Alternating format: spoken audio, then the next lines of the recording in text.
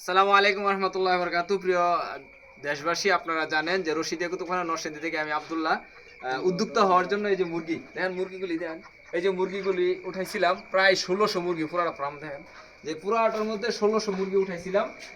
সাধারণত মুরগি মানুষে বিক্রি করে ফেলে 1 কেজি 1500 গ্রাম, 500 গ্রাম বা 1 কেজি 700 গ্রাম 800 গ্রাম এরকম। আমার মুরগিগুলো আলহামদুলিল্লাহ আপনাদের দোয়ায়, আপনাদের নেক নজরে এবং আপনাদের ভালোবাসায় মুরগিগুলো ওজন হয়েছিল প্রায় 2 কেজির উপরে। আজকে মুরগিগুলো বিক্রি করছি, সবগুলো বিক্রি করে ফেলছি। এখানে অল্প কটা আছে।